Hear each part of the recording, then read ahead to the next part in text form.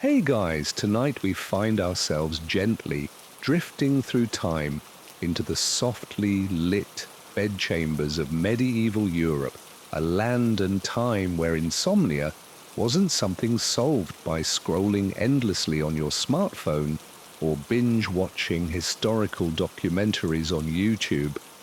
Imagine yourself tucked beneath thick woolen blankets, the air heavy with the scent of wood smoke from the fire crackling lazily in the hearth. Your eyelids grow heavy, but wait, you realize you probably wouldn't survive this if you relied on modern conveniences alone. Tonight, we'll explore the curiously charming world of medieval sleep remedies, filled with gentle absurdities and oddly effective techniques for coaxing sleep into even the most stubborn eyes. So, before you get comfortable, take a moment to like the video and subscribe, but only if you genuinely enjoy what I do here. Feel free to comment with your location and the local time where you're tuning in. It's always delightful knowing how widespread our cozy insomnia club is. Now dim the lights, maybe turn on a fan for that soft background hum, and let's ease into tonight's journey together. You're lying awake in a medieval cottage, the thatched roof rustling gently as the night breeze whispers overhead. Through the cracks in the wooden shutters, silver moonlight slips softly, painting luminous streaks across your humble straw mattress. You shift, restless, your mind spinning like a slow, creaky wheel, much like the wooden watermill that droned endlessly through the day. In desperation, you remember advice given by a kindly old neighbor earlier that evening. She had leaned close, her voice barely a whisper, as though imparting a secret to eternal youth. Count sheep, child, trust me, nothing tires the mind faster. Counting sheep, a simple remedy with surprising longevity. Its origins, historians still argue, might stretch back even further, possibly linked to shepherding societies that found comfort and monotony in tracking their woolly companions. But here in medieval times, counting sheep is more than a cliché, it's practically prescribed medicine. You close your eyes, envisioning fluffy sheep hopping gently over a small stone fence, each landing softly muffled by lush grass. 1 sheep, 2 sheep, 3 sheep. Yet, as sleep continues to evade you, your wandering mind recalls an amusing historical tidbit. Sheep weren't always the animal of choice. Medieval folks, ever creative, had experimented with counting geese, pigs, and even cows to induce sleep. Imagine counting pigs, each squealing softly in mild protest as they're nudged over your imaginary fence, or a parade of gently mooing cows, tails swishing rhythmically beneath the stars. Honestly, cows might have been a smarter choice given their famously slow, deliberate movements, if you can overlook the mooing. As you attempt counting sheep yet again, your thoughts drift to medieval shepherds who didn't just count sheep, they practically lived and breathed with them. During the medieval era, shepherding was often a solitary and tranquil occupation, with shepherds quietly roaming grassy hillsides, guiding their flocks from pasture to pasture. They probably didn't have much trouble sleeping at night, exhausted from a day of gentle yet endless wandering. It's you, the medieval villager stuck inside stone walls or wooden cottages, who struggled with too much idle energy and not enough soothing monotony. Historical records even suggest monks and scribes of the era had their own spin on sheep-counting techniques. Monastic writings from the 13th century describe counting psalms or repetitive prayers instead. Perhaps they found spiritual sheep more effective than literal ones. After all, counting divine invocations probably comes with fewer messy complications than an imaginary sheep running astray and getting lost behind a barn. You try picturing that scenario now, your mental sheep stubbornly wandering off, breaking formation, exploring the medieval village square. There goes sheep number 13, munching thoughtfully on the cobbler's discarded leather scraps, while sheep 14 lingers outside the baker's shop, sniffing the warm, comforting scent of freshly baked bread. Before you know it, your sleepy pastoral scene has descended into a full-blown sheep jailbreak. Maybe medieval folk struggled with their imagination just as much as you do, but counting sheep isn't the only peaceful visualization medieval insomniacs turn to. There's a record from medieval England of villagers visualizing fields of gently swaying wheat or barley, golden beneath the warm afternoon sun, rustling softly in the breeze. Picture yourself now standing in a boundless medieval field. You gently brush your fingertips across the tall stalks, feeling their soft grain heads tickle your palms. Your breath synchronizes with the rustling breeze. It's rhythmic, hypnotic. The wheat moves gently like waves on a golden ocean, back and forth, back and forth, back. You smile softly to yourself, knowing that medieval minds were just as active and stubborn as modern ones. They needed the simple, repetitive piece of visualization to quiet those late-night anxieties. No matter how many centuries pass, human worries remain oddly familiar. Crops, family, tomorrow's chores, a nagging existential dread about the futility of existence. Okay, maybe medieval villagers weren't openly worried about existential dread, but historians still argue about what kept them up at night. Certainly worrying about the harvest or livestock was universal enough to need a reliable sleep-inducing strategy. As you lie here imagining yourself in this medieval world, you begin to genuinely feel the sleepiness intended by these gentle historical remedies. Maybe those medieval villagers were onto something, counting woolly companions and golden fields. You breathe slowly, deeply, imagining sheep number 28 finally hopping gracefully over your fence. Each jump becomes softer, slower, until they're practically floating, gently drifting across your mind's eye, cushioned by clouds, fading into misty dreamscapes. Your medieval insomnia remedy seems to be working. Gradually, the edges of your imagined scene soften, the moonlight fades into a comforting haze, and the sounds of your cottage, the rustling thatch, the distant hoot of an owl, blend into a tranquil lullaby. Even your mind's playful sheep, finally obedient, settle quietly beneath starry skies, and as sleep approaches, comforting and inevitable, you can't help but wonder with a gentle smirk. Perhaps medieval life wasn't so entirely different after all, at least when it came to battling sleeplessness beneath endless starry skies.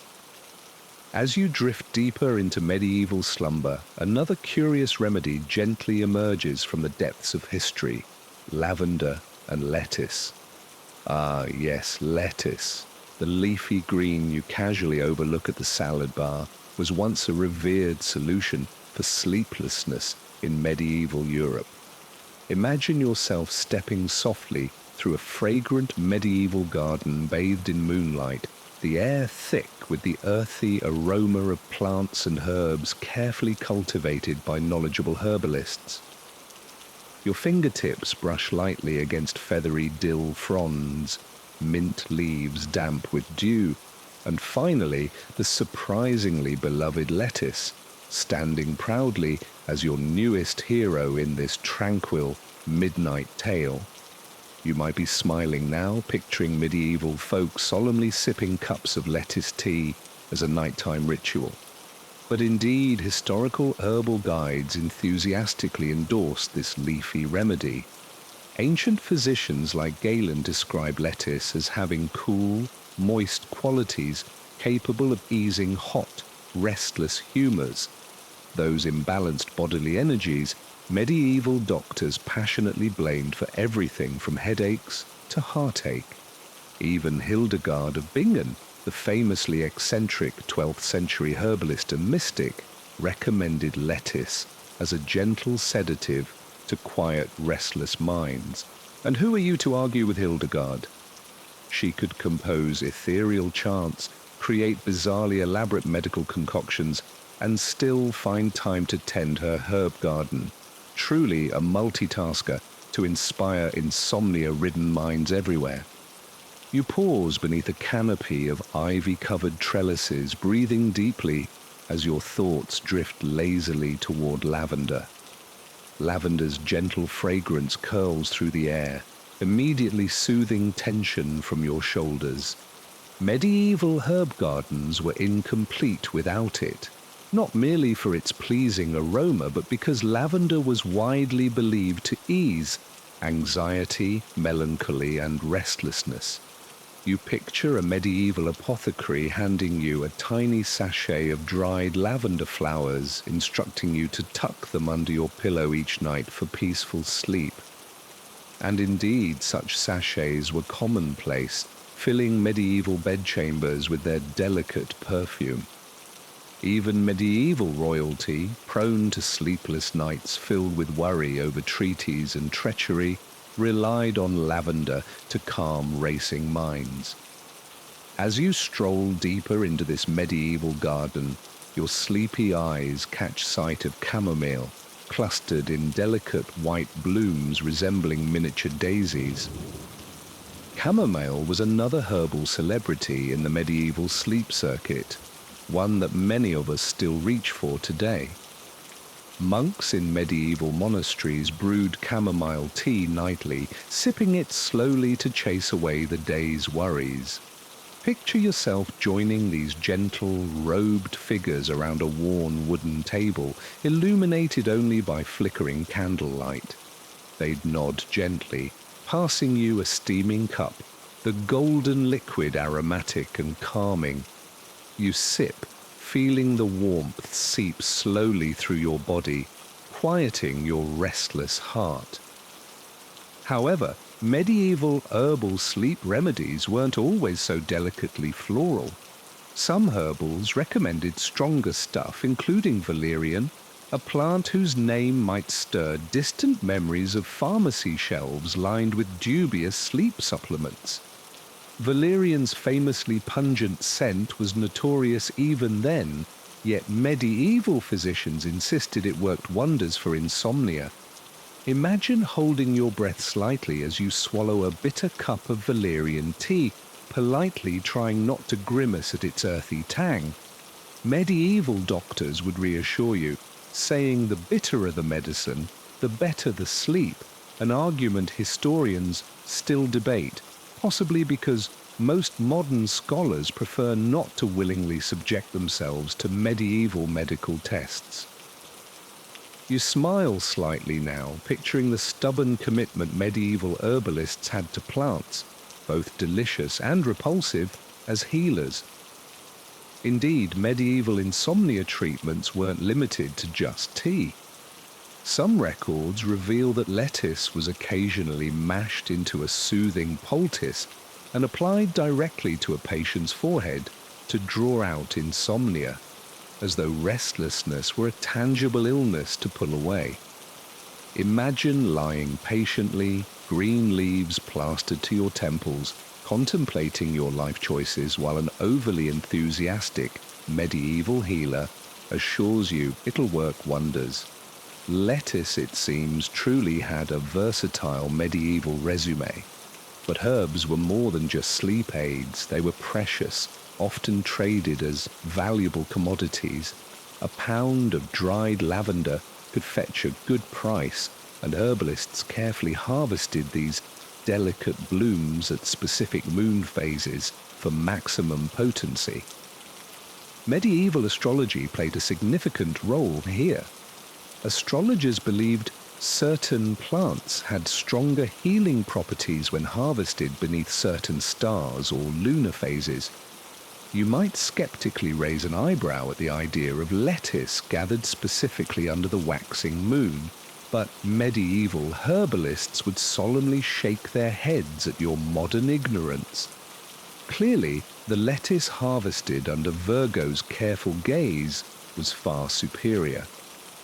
The gentle humor in these practices brings you closer to those medieval sleepers, connecting you softly across centuries. As your thoughts drift deeper into this quiet moonlit garden, you gently pluck a lavender sprig, rolling it between your fingertips. Its calming scent lingers, a subtle reminder of simpler solutions to complex insomnia.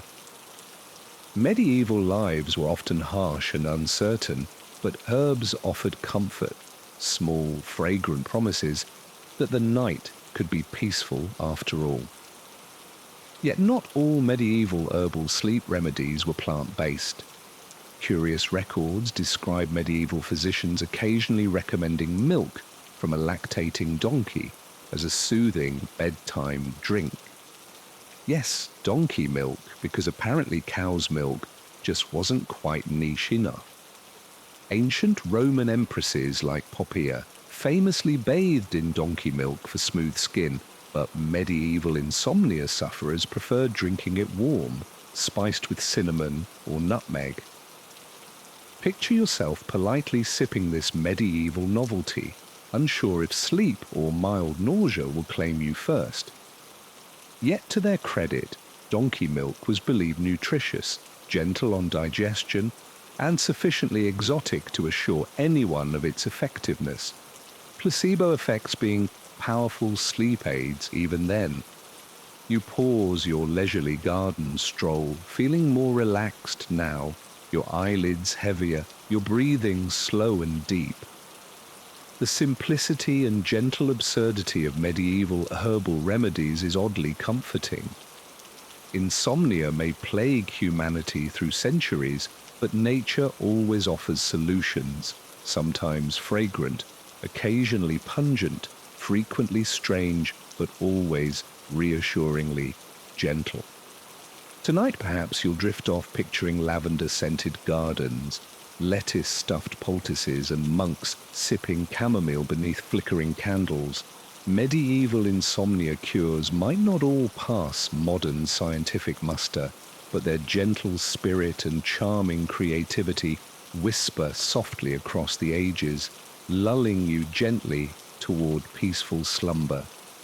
Now you find yourself gently reclining into the soft embrace of medieval pillows whose stuffing held promises of sweet dreams and restful nights. You adjust your head slightly, feeling feathers shift beneath linen covers, marveling that something so commonplace could hold an intriguing and peculiar history. Indeed, pillows in medieval Europe weren't merely for comfort. They were carefully curated instruments for soothing restless sleepers, sometimes charmingly odd in their construction. Picture yourself nestled deeply into pillows filled with goose down, a luxury often reserved for medieval nobility. Goose feathers were soft, warm, and believed by medieval physicians to promote restful sleep by balancing the body's humors. But these weren't the only bird feathers stuffed into medieval pillows. Some records amusingly note pillows filled with pigeon feathers. Yes, pigeons. Imagine the gently bemused medieval sleeper resting their head upon feathers gathered from humble city pigeons, those famously chaotic birds somehow lending their fluff to peaceful slumber. It's almost poetic irony that creatures synonymous with urban disruption would help medieval city dwellers drift into dreamland. Historians still argue whether these unique pillow choices were based purely on superstition, affordability, or genuine comfort preferences. But comfort aside, feathers weren't the only filling medieval folks tried. You shift again, imagining instead a pillow filled with rose petals, lavender buds, and dried chamomile. This botanical bouquet intended specifically to lull your senses into tranquil dreams. Herbal stuffed pillows were immensely popular, with detailed medieval herbal manuals recommending precise combinations of herbs and flowers depending on the sleeper's specific needs. Imagine resting your head softly upon this fragrant pillow, breathing in the delicate scent as lavender petals crunch softly beneath your ear. Even today, herbal pillows remain popular in certain circles, but medieval folks approached this remedy with charming earnestness. They believed strongly in the transformative powers of these fragrant companions, assured by tradition and anecdotal proof passed through generations. However, not every medieval pillow ingredient was quite so poetic. A curious and faintly amusing historical tidbit reveals that some pillows were stuffed with dried hops, the bitter plant famously used in beer production. Medieval herbalists asserted that hops possessed powerful sleep-inducing properties, so naturally pillows full of dried hops appeared as logical sleep aids. Picture yourself resting your weary head atop this crunchy, hop-filled pillow, gently inhaling a scent somewhere between your local pub and fresh-cut hay. Whether you drift to sleep or dream of alehouses is perhaps open to debate, but medieval pillow makers remained confident. Another amusingly odd medieval pillow stuffing choice was horsehair. Imagine settling down expecting gentle softness, only to feel prickly strands poking through fabric, leaving you to contemplate medieval definitions of comfort. Horsehair, though rougher than goose feathers or herbal petals, was considered beneficial by some medieval physicians because they believed its prickly nature gently stimulated the skin, thereby calming the nerves. Perhaps this was early acupressure, or just medieval stubbornness, insisting on unconventional solutions. Even stranger was the occasional use of wool-stuffed pillows, not for softness, but to keep sleepers warm on cold medieval nights. Wool pillows, however, were often critiqued by medieval texts for harboring moisture and even attracting pests. Picture yourself mildly uncomfortable, nestled against a wool pillow that medieval skeptics considered a potential magnet for unwanted bedfellows. Medieval sleep wasn't always glamorous after all, yet pillow filling wasn't the only carefully considered aspect of medieval pillow making. The pillow covers themselves received special attention too. Medieval embroiderers often stitched intricate designs of protective symbols onto pillowcases, symbols believed to guard sleepers against nightmares and malevolent nighttime spirits. Picture yourself tracing your fingers over embroidered runes, protective charms, or intricate floral patterns stitched lovingly into soft linen covers by skilled hands. Each stitch whispered a promise of safety, comfort, and uninterrupted sleep. Furthermore, medieval pillow dimensions varied considerably. Aristocrats often preferred large, plush pillows piled high to elevate their heads, a practice influenced by medical advice suggesting higher elevation improved health and digestion. Meanwhile, simpler folks made do with smaller, thinner pillows, barely more substantial than folded linen cloths. Imagine yourself a medieval villager, carefully folding worn cloth into a modest pillow, yet feeling oddly reassured by its humble simplicity. After all, medieval sleep remedies often thrived on simplicity and repetition rather than extravagant comfort. As you lie here contemplating medieval pillows, you might wonder how these practices compare to today's dizzying array of foam, memory gels and ergonomic shapes advertised relentlessly. Medieval sleep seekers likely would have chuckled softly at our obsession with scientifically engineered comfort.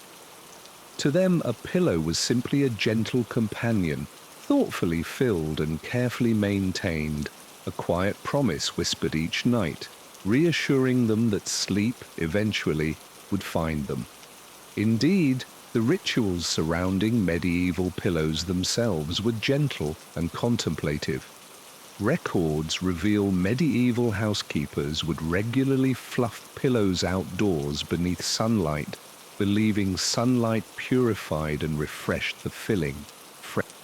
Imagine yourself standing in a medieval garden, gently fluffing your goose-feather pillow in bright morning sunshine, watching motes of dust float lazily into the warm air.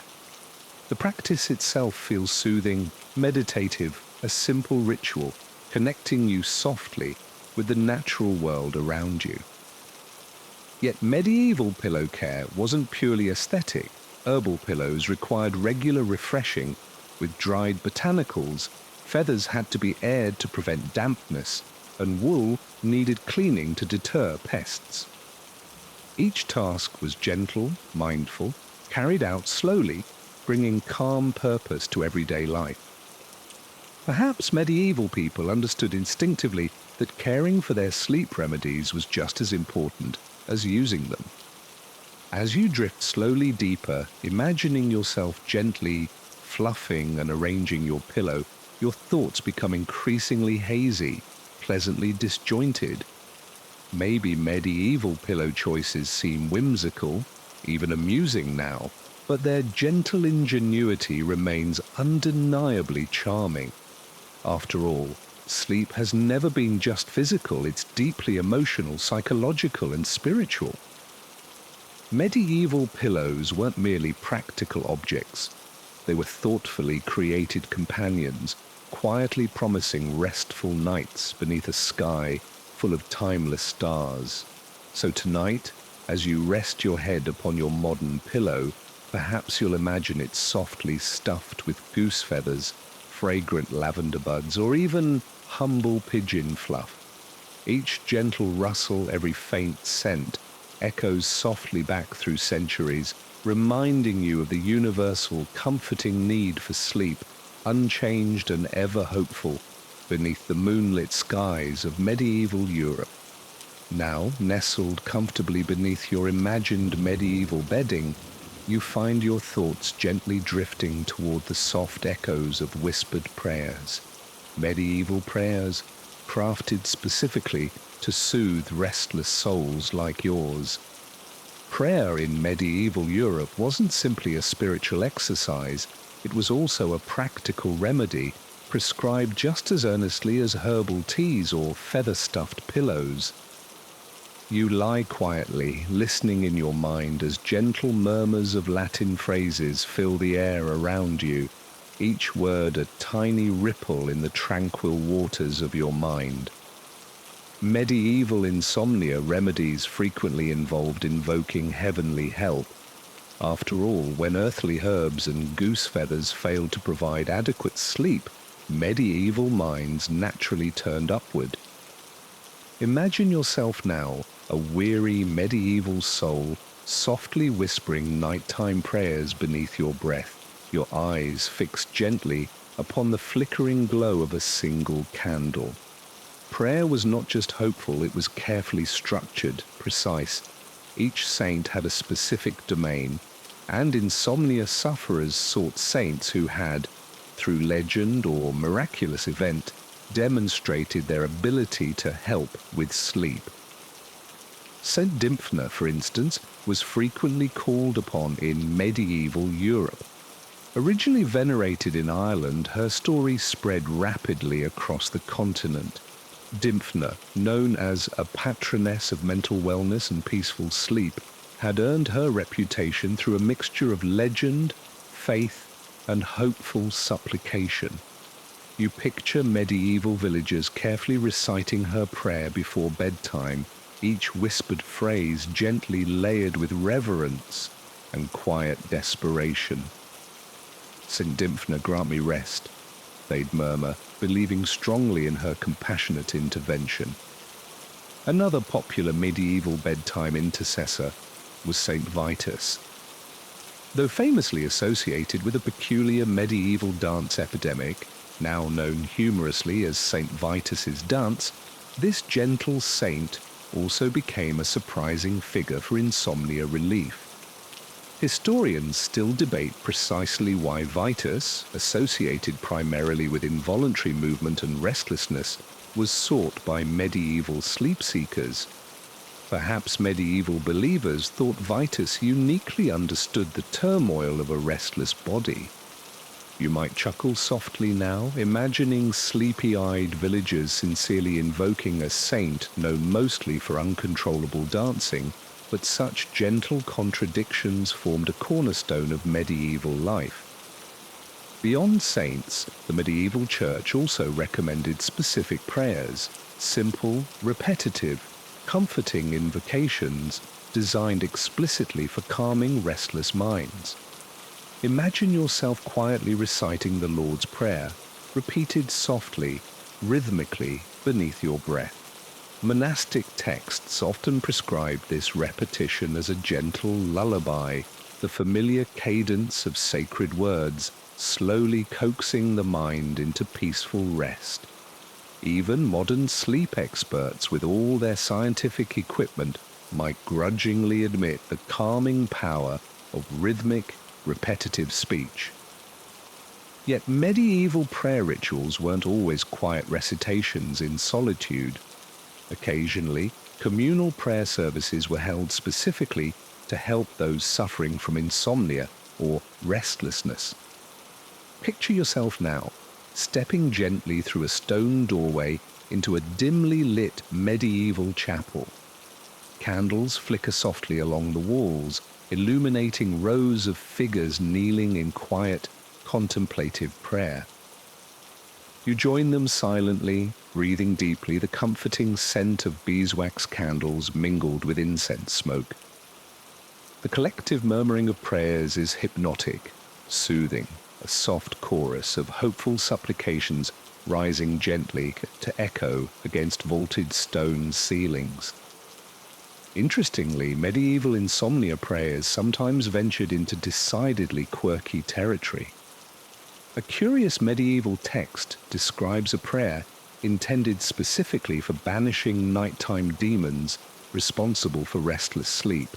Imagine yourself, eyes closed, earnestly whispering lines like, "Depart from me, sleep thief," envisioning insomnia itself as a mischievous, impish demon skulking sheepishly away.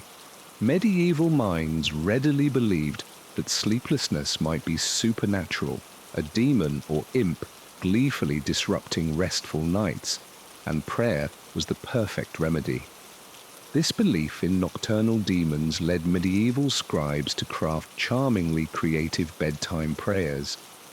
Some texts recommend prayers appealing directly to guardian angels, requesting angelic protection against creatures of the night.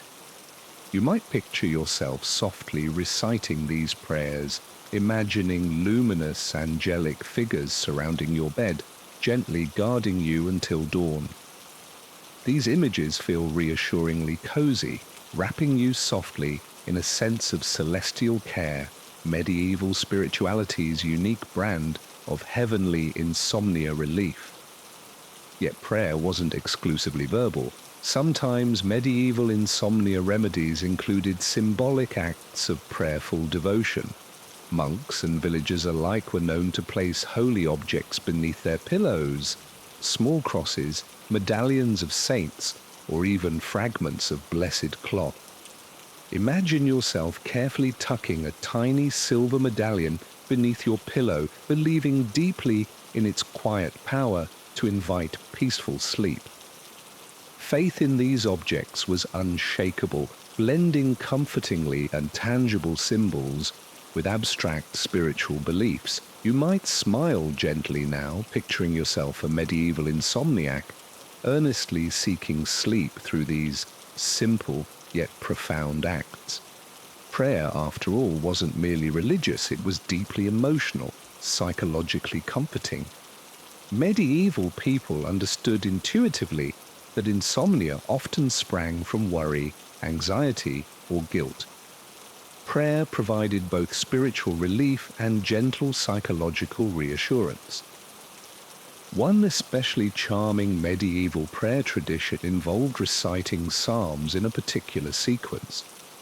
Historians still argue over the precise rationale behind specific psalm selections, but the calming repetition of familiar verses undeniably soothed troubled minds. Imagine softly murmuring Psalm 4, "In peace I will lie down and sleep," repeating its words gently until they become hypnotically soothing, lulling your restless thoughts into quiet submission.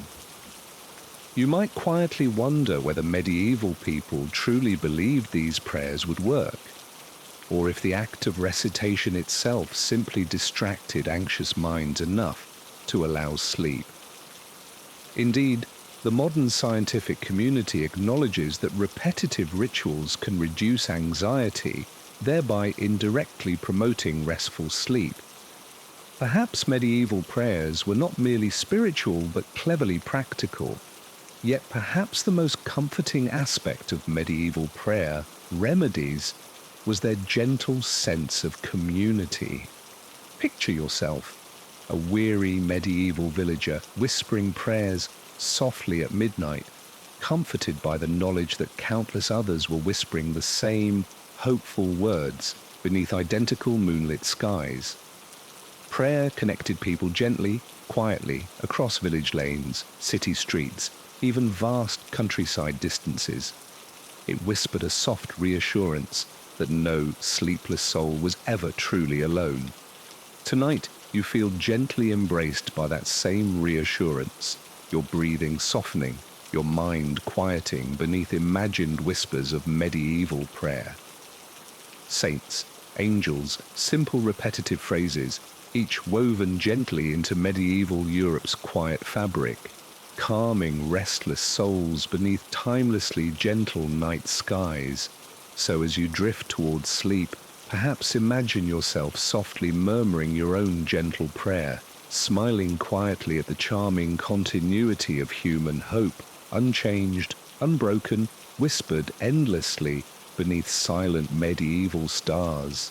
Now nestled in your cozy medieval bed, your imagination gently glides toward another delightful facet of medieval sleep rituals, the curious, comforting world of dream catchers and amulets, those peculiar medieval defenses against sleep-stealing spirits and pesky midnight intruders. These gentle charms, delicately crafted and placed carefully around sleeping chambers, were earnestly believed to protect even the most restless sleepers from the mysterious threats lurking in darkness. As you lie here beneath your imagined woolen blankets, picture the soft glow of moonlight illuminating strange, intricate objects hanging silently above your bed. Dream catchers, though famously associated with Native American cultures, had medieval European counterparts, carefully constructed charms and amulets believed to ensnare nightmares or repel unwanted spiritual guests. Historians still argue whether these medieval charms were influenced by earlier pagan traditions or independently arose from widespread folk superstitions. Whatever their origins, their gentle presence provided undeniable comfort in medieval bedrooms. One popular medieval charm involved carefully woven wreaths made of herbs and flowers, often incorporating rosemary, lavender, and sage. You can almost see them now, delicately entwined into intricate circles, their fragrant leaves whispering softly in the midnight breeze. These wreaths were carefully placed above beds, windows, or doorways, forming a quiet protective barrier against mischievous spirits intent on stealing peaceful slumber. Medieval herbalists assured everyone that these fragrant wreaths weren't merely decorative, they possessed potent powers, gently banishing negativity and ushering tranquility into sleepy chambers. But wreaths weren't the only botanical defenders employed by medieval sleepers. Small cloth sachets filled with dried herbs and spices, cloves, nutmeg, and mint, were often slipped beneath pillows or mattresses. Imagine yourself gently tucking one of these fragrant bundles beneath your pillow, breathing deeply as subtle spice scents wrap softly around you. These sachets serve double duty, simultaneously promoting calm through gentle aromatherapy and protecting against nightly visitations by restless spirits. Sometimes, though, medieval sleep protection took on more whimsical forms. Certain charms required small symbolic objects, often miniature animal figurines carefully carved from wood or bone. Picture tiny wooden sheep, rabbits, or even dragons placed thoughtfully beside your bed, each one silently promising vigilance against nightmares. Perhaps a little wooden sheep might not seem especially fearsome, but medieval minds found comfort in symbolism. After all, a sheep represented tranquility, a rabbit quick escape, and a dragon strength and protection. Even a tiny wooden dragon could reassure troubled medieval sleepers. Medieval folks also occasionally relied on amulets crafted from precious metals or gemstones. Imagine yourself gently clasping a silver pendant set with a polished agate or moonstone, believing deeply in its gentle yet powerful ability to ward off insomnia-inducing spirits. Gemstones weren't chosen at random either. Each stone possessed carefully attributed properties. Amethyst encouraged tranquility, moonstone invited restful dreams, and agate gently absorbed negative energies. Medieval sleepers thus had an entire spectrum of shimmering sleep guardians at their disposal, each promising silent protection until morning. Yet perhaps the most charming medieval sleep charm involved the humble garlic bulb. Medieval Europeans believed garlic possessed remarkable protective powers, most famously against vampires, but also against less melodramatic nightly disturbances. Picture yourself carefully hanging strings of garlic bulbs near your bed, mildly amused by their pungent presence, yet comforted by the sincerity of medieval belief. Historians still debate exactly why garlic gained its potent protective reputation, possibly due to its strong smell, believed to repel evil. But medieval sleepers needed little convincing. Garlic was a steadfast ally, stinking proudly against insomnia's unseen minions. Similarly peculiar was the medieval tradition of placing iron objects near or beneath beds. Imagine yourself gently slipping a small iron horseshoe beneath your mattress, convinced by centuries of tradition that iron's cold strength deterred malevolent spirits. Iron objects, horseshoes, keys, even simple nails, were treasured for their supposed protective qualities, silently guarding sleeping households through long medieval nights.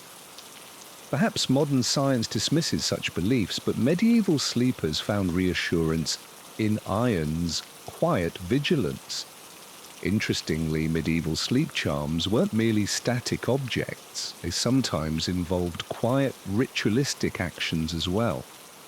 Imagine yourself now quietly sprinkling salt across your threshold or around your bed frame, gently murmuring protective prayers.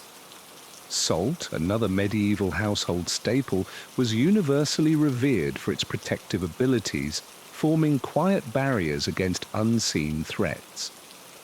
Even today, some cultures sprinkle salt as protective rituals, and medieval Europeans earnestly practiced the same gentle, reassuring tradition. Yet another fascinating medieval practice was the careful positioning of shoes beneath beds, often arranged deliberately, pointing outward to ward off nightmares. Imagine yourself gently aligning your shoes, smiling softly at the amusing notion that footwear held protective properties. Yet medieval sleepers believed deeply in these subtle, practical rituals, blending superstition and simplicity into comforting bedtime routines. And it wasn't merely adults who relied on dream catchers and charms.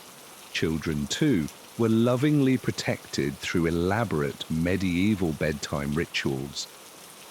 Imagine medieval parents gently tucking protective herbs beneath their children's pillows, whispering softly that no nightmares could disturb them tonight. The gentle sincerity of these acts remains touching, bridging centuries with universal parental love. As you lie here, imagining these medieval charms softly surrounding your own sleep space, their quiet presence feels oddly comforting, even charmingly amusing. Maybe garlic bulbs and wooden sheep seem quaint or humorous today, but medieval sleepers trusted them implicitly, their gentle rituals weaving comforting layers of reassurance into every night. Tonight, perhaps, as your own eyes gently close, you might imagine these charming medieval dream catchers softly hanging nearby.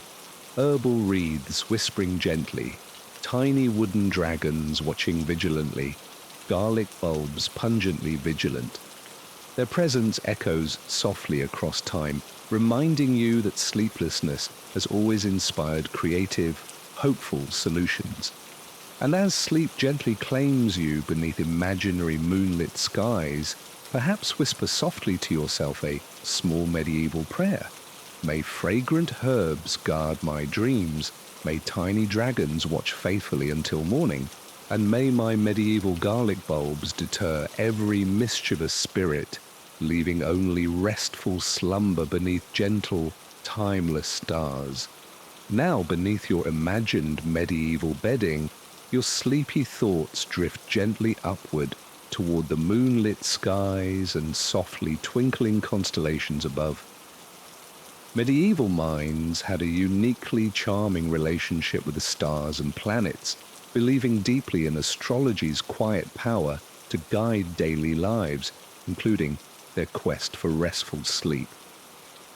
As your breathing slows, imagine yourself stepping softly into the moonlit study of a medieval astrologer, walls lined carefully with star charts, celestial maps, and hand-scribed volumes full of planetary lore.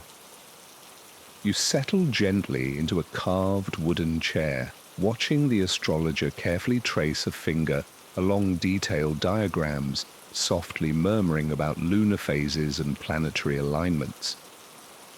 Medieval astrology wasn't merely for predicting great battles or royal destinies, it offered comforting advice for everyday troubles, including insomnia. According to medieval astrologers, each phase of the moon held special significance, directly affecting human sleep patterns. The new moon was considered ideal for restful slumber, while a full moon famously brought restlessness. Imagine yourself now a weary medieval villager consulting an astrologer about your chronic insomnia. They'd nod gently, reassuringly, as they carefully considered the moon's phase before offering quiet advice. Perhaps you'd be advised to sleep earlier during waxing moons, or encouraged to stay awake slightly longer during waning moons. These gentle lunar adjustments might seem amusingly precise today, yet medieval minds earnestly believed the moon's subtle pull directly influenced human health, emotions, and dreams. Indeed, moonlight itself was considered both comforting and potentially disruptive. Medieval bedrooms often had shutters designed specifically to limit excessive moonlight, with physicians suggesting that too much moon exposure could agitate humors and cause insomnia.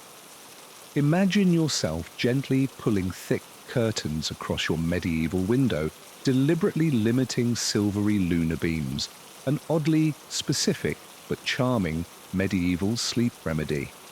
Medieval astrology extended far beyond just lunar cycles. Planetary alignments and zodiac signs were carefully consulted as well.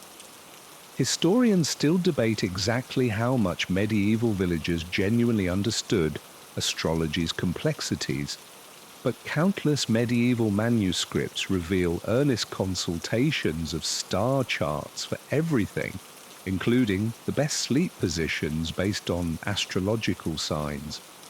Picture yourself lying awake, earnestly contemplating whether your sleep troubles arise because you stubbornly insist on sleeping facing east when clearly, as your astrologer patiently explained, you should be aligned northward beneath Aries' watchful gaze. Yet medieval astrology wasn't purely theoretical. Specific remedies involve placing objects symbolizing particular planets beneath pillows or near bedsides. Imagine yourself gently slipping a small, polished copper disc beneath your pillow, hoping Venus's gentle planetary influence would encourage restful sleep and harmonious dreams. Or perhaps you'd choose silver to invoke the soothing moon, or lead to balance restless Saturnian energies. Medieval astrologers thoughtfully recommended these planetary tokens, convinced their quiet symbolism could profoundly influence nighttime rest. But astrology's gentle influence wasn't merely limited to objects or moon phases. Sometimes medieval sleep remedies involved precise timing based on planetary hours. Each hour of the day was assigned to a planet, and medieval insomniacs might carefully time bedtime rituals to coincide with Jupiter's hour, Jupiter being famously associated with tranquility and beneficial outcomes. Picture yourself now patiently waiting until the town bell softly chimes. Jupiter's planetary hour before slipping into bed, confident that this celestial timing assures restful dreams. One amusingly charming medieval remedy involved reciting planetary incantations beneath the night sky. Imagine yourself stepping softly outside beneath countless twinkling stars, earnestly whispering quiet invocations to Mercury, Mars, or Venus, each carefully chosen according to your specific insomnia complaint. Perhaps Mars was petitioned for strength against nightmares, Mercury for calming racing thoughts, and Venus for sweet, pleasant dreams. Medieval insomnia remedies often involved blending quiet faith with gentle practicality. If one planet failed to help, another might gently intervene. Additionally, medieval astrology sometimes dictated dietary sleep remedies based on astrological signs.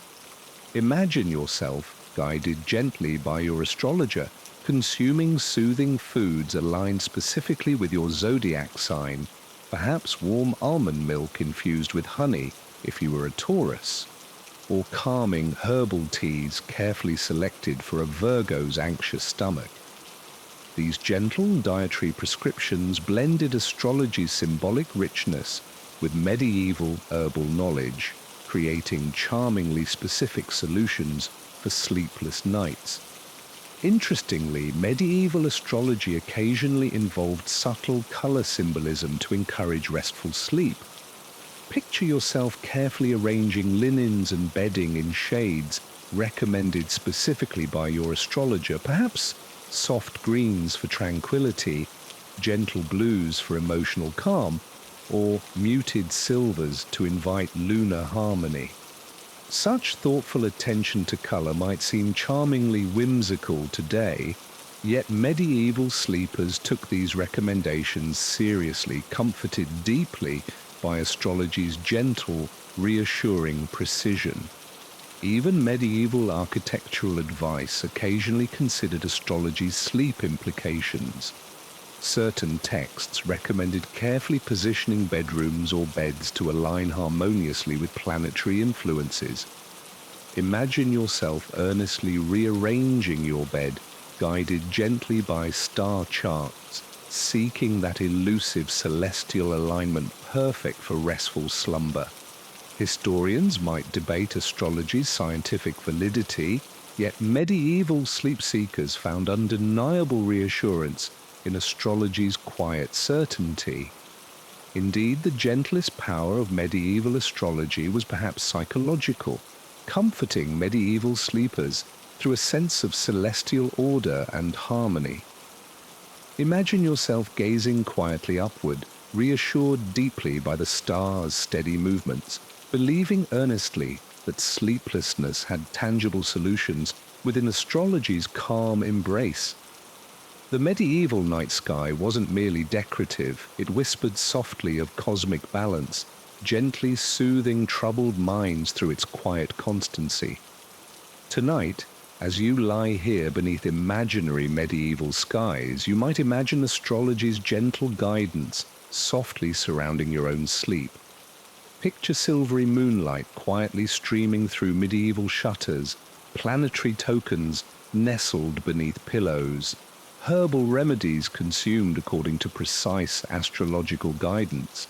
Perhaps as your eyes gently close, you'll softly whisper a medieval incantation to Venus or Jupiter, smiling quietly at astrology's charmingly earnest solutions.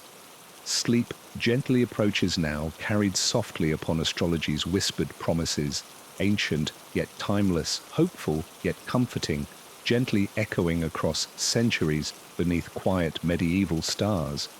Now, deeply settled in your medieval reverie, your imagination gently drifts toward another charmingly peculiar aspect of medieval sleep remedies, the gentle yet questionable world of sleep potions.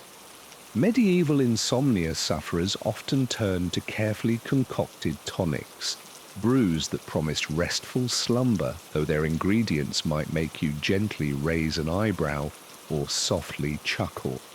Tonight, as your eyes grow heavier beneath imagined medieval blankets, picture yourself stepping softly into the dimly lit interior of an apothecary's workshop. Shelves lined meticulously with bottles, jars, and mysterious dried ingredients. Your medieval apothecary gently greets you, offering a reassuring smile as they measure carefully, precisely, into a small copper pot, simmering gently over a low flame. Sleep potions were serious business, carefully formulated using ingredients believed to influence bodily humors and encourage sleep. You watch quietly as the apothecary gently sprinkles lavender petals, dried chamomile flowers, and crushed valerian root into the simmering liquid, each component thoughtfully chosen for its calming properties. But not all medieval sleep potions were so charmingly floral. Some historical recipes include decidedly stranger ingredients, such as crushed snail shells, powdered antlers, or even traces of pulverized gems like pearl or emerald dust.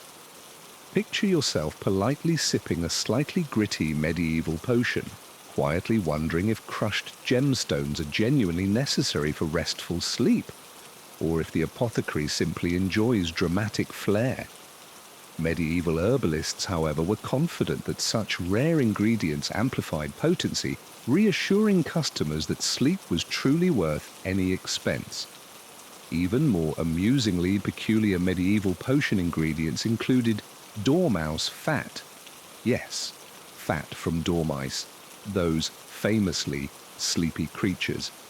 Medieval herbalists earnestly recommended dormouse fat specifically for insomnia, believing the sleepy animal's essence would gently transfer to restless humans. Imagine yourself softly chuckling now, sipping your strange potion, gently hoping dormouse energy truly encourages slumber. Yet medieval sleep potions weren't always brewed gently. They sometimes involved a hint of mild peril. Some concoctions contained small quantities of mild sedatives derived from plants such as poppies or mandrake. Imagine yourself nervously sipping a medieval brew, quietly aware that overdosing on mandrake was notoriously dangerous, though medieval herbalists assured you their doses were perfectly safe. Historians still argue precisely how often medieval insomnia treatments unintentionally caused more harm than good, but medieval villagers trusted their herbalists implicitly. Thankfully, most medieval sleep potions were gentle enough, often relying heavily on honey, warm milk, or herbal infusions. A popular potion involved warm milk blended carefully with honey and nutmeg. Picture yourself softly sipping this comforting medieval concoction, savoring its gentle sweetness, believing deeply in its promise of peaceful sleep. Indeed, modern sleep experts even recognize honey and warm milk as soothing nighttime drinks, suggesting medieval potion makers weren't entirely misguided. Another charmingly curious medieval potion involved almond milk, gently simmered with rose petals and saffron threads. Imagine yourself holding a delicate porcelain cup, sipping gently as fragrant rosewater mingles with subtly sweet almond milk and exotic saffron, a potion both luxurious and comforting. Saffron, expensive and rare, was considered especially potent in medieval pharmacology, believed to calm nerves and encourage restful sleep. Yet medieval insomnia potions sometimes veered humorously toward the absurd. Certain medieval texts recommend sipping broth from boiled lettuce or even cucumber juice, earnestly presented as legitimate sleep aids. Imagine yourself gently raising an eyebrow, politely sipping warm cucumber broth, quietly skeptical yet determinedly hopeful. Medieval potion makers, however, defended such choices, citing lettuce and cucumbers' cooling properties as perfect for balancing overheated humors believed to cause restlessness. Occasionally, medieval potions even incorporated ingredients believed to possess magical or spiritual properties. Imagine yourself sipping gently at a potion containing carefully collected dew, gathered softly at dawn beneath specific constellations, believing deeply in its quiet, celestial magic. Medieval herbalists assured their patrons that dew, especially when gathered beneath favorable stars, could carry cosmic tranquility directly into sleepless hearts. Indeed, medieval sleep potions often blended science, superstition, and gentle creativity, each concoction carefully tailored to individual needs. Medieval apothecaries thoughtfully consulted patients about their specific sleepless symptoms, carefully adjusting recipes accordingly. Imagine yourself quietly discussing your insomnia's precise details with a gentle apothecary who carefully selects herbs and ingredients specifically suited to soothe your particular troubles.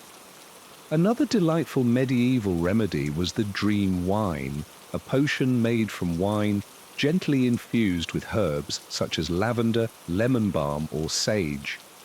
Picture yourself softly sipping this medieval herbal wine, its gentle warmth, slowly relaxing tense muscles, quieting restless thoughts.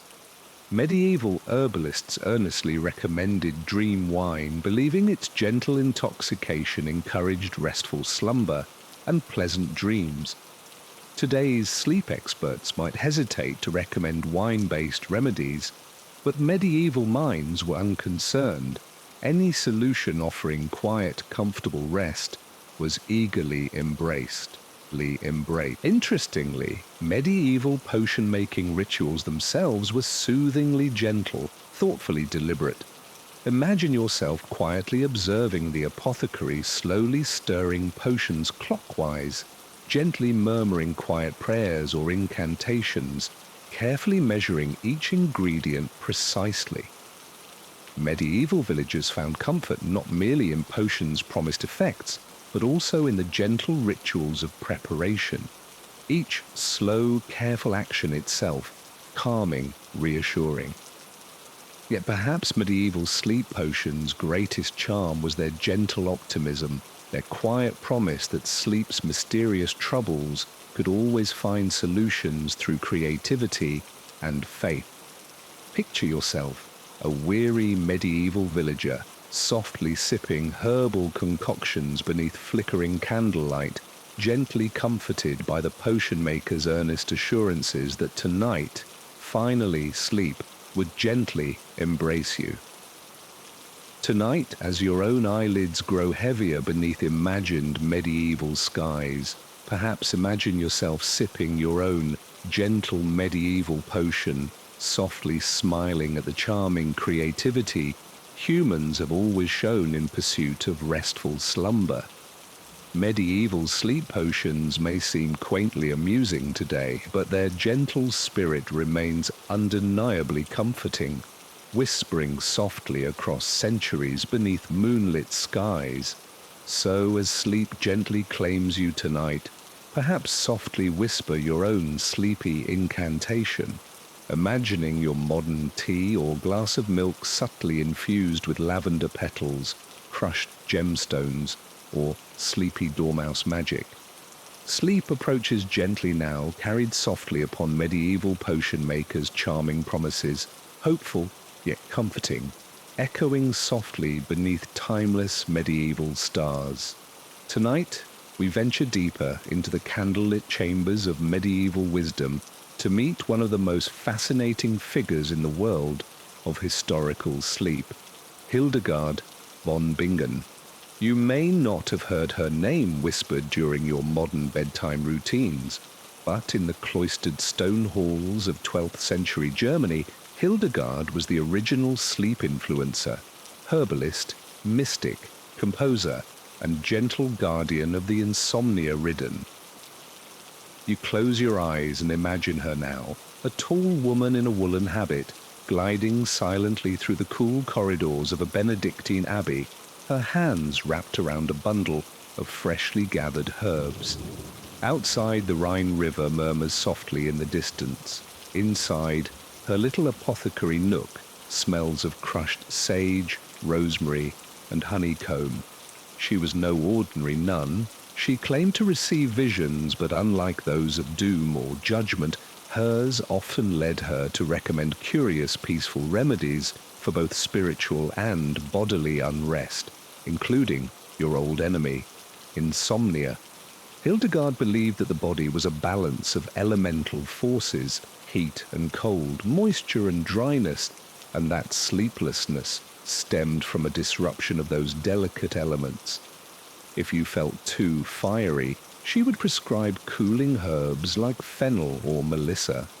If you were too cold, perhaps thyme or cinnamon mixed into warm ale. She even had her own sleep elixir recipes, one involving nutmeg boiled gently with honey and wine, then sipped slowly before bed. You imagine yourself in her abbey now, lifting a clay mug of this sweet, spiced brew to your lips, the warmth sinking softly into your bones. One of her most beloved insomnia suggestions involved spelt, a grain she practically worshipped. Hildegard insisted that spelt, when baked into a light bread and eaten with fennel, could soothe the stomach and calm the soul. Historians still argue whether she truly believed spelt had mystical properties or simply found it easier to digest than barley. Regardless, you picture yourself chewing slowly on a slice of warm, medieval spelt bread, the air around you tinged with fennel's gentle licorice aroma. But Hildegard's remedies weren't all about ingestion. She also promoted sleep through sound. As a composer of hauntingly beautiful chants, she believed music could align the soul and body. In her abbey, evening prayers often became lullabies, melodic and measured, designed to calm even the most overworked minds. You imagine yourself now beneath high stone arches, listening to a dozen voices harmonize in slow, deliberate tones, each note floating upward into vaulted shadows.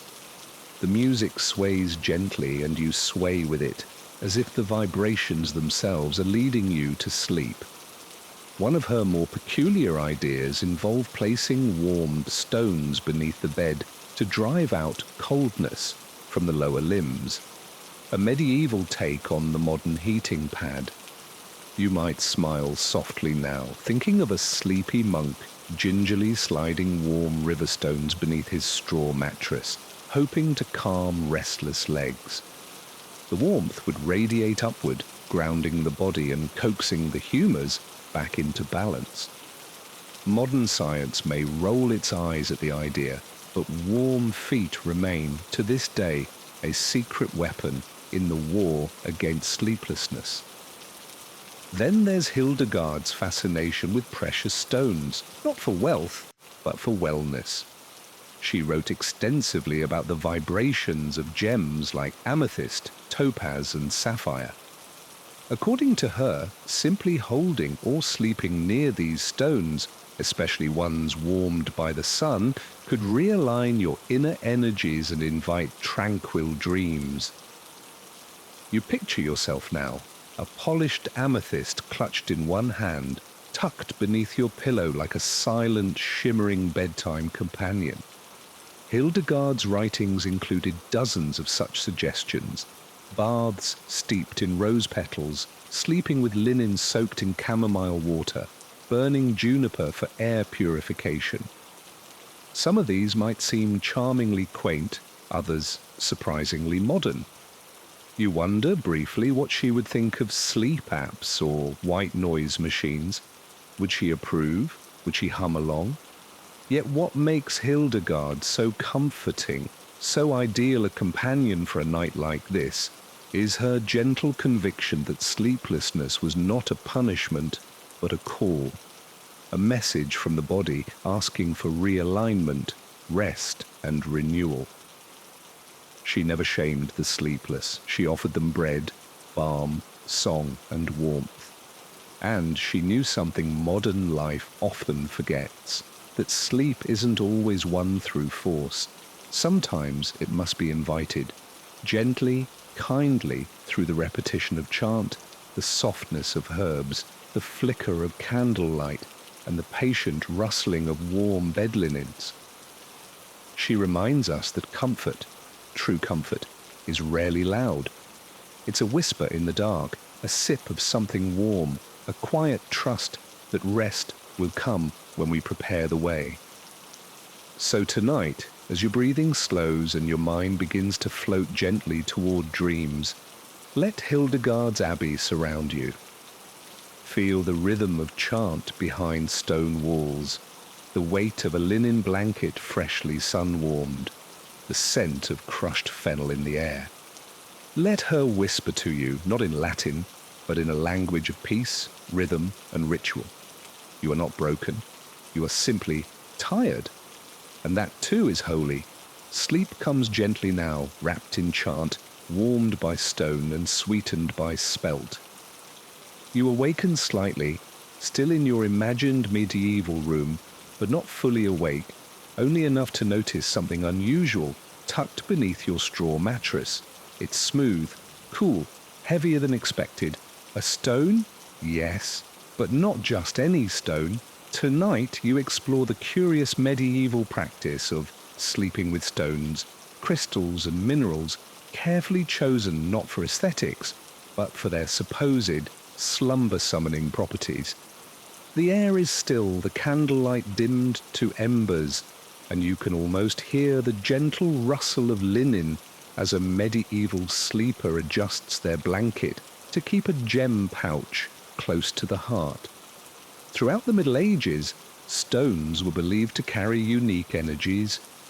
Crystals weren't merely pretty trinkets. They were ancient allies in the never-ending quest for bodily balance and soul-deep rest. Historians still debate whether medieval beliefs around crystals were driven more by genuine personal experience or borrowed mysticism from earlier Greek and Roman traditions. Likely a blend of both. But one thing's certain, if you were struggling to sleep in the year 1250, there was probably a stone someone swore would fix it. Let's begin with amethyst, a favorite in medieval households plagued by restlessness. You imagine a small purple gem placed gently beneath a pillow, thought to ward off nightmares and calm frantic thoughts. The name amethyst itself comes from the Greek for not intoxicated, and medieval folks took that literally, believing it sobered both body and spirit. Picture yourself gently rolling the stone between your fingers, its cool surface grounding your thoughts, its color echoing twilight skies. If amethyst was the stone of clarity, then moonstone was the stone of dreaming.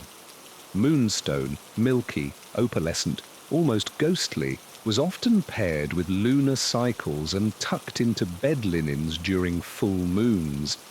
Imagine a nun somewhere in a quiet convent, placing her moonstone near a windowsill so it could charge under the moonlight.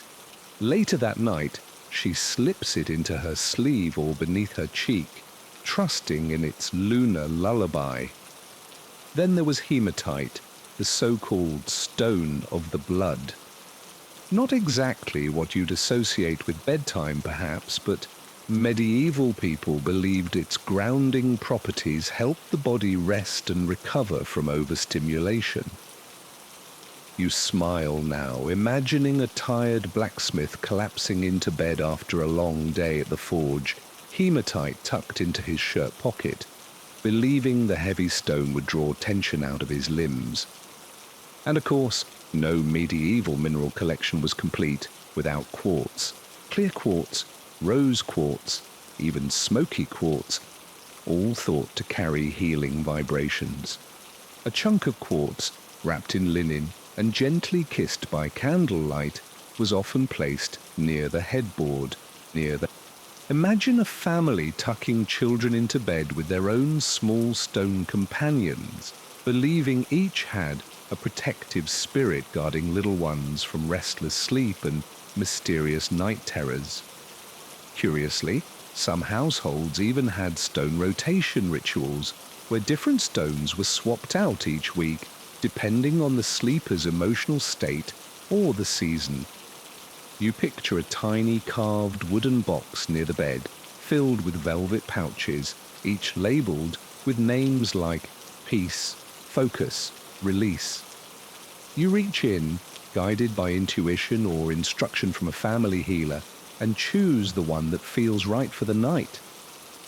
A medieval version of self-care, gentle, symbolic, deeply intentional. But stones weren't always neatly tucked under pillows. Some were worn. Imagine a silver pendant holding a tiny piece of jet, a dark, glossy stone believed to dispel anxiety and absorb negative energy. You wear it to bed, feeling its cool weight against your chest. There's something reassuring about its presence, even if the science behind it is, well, debatable.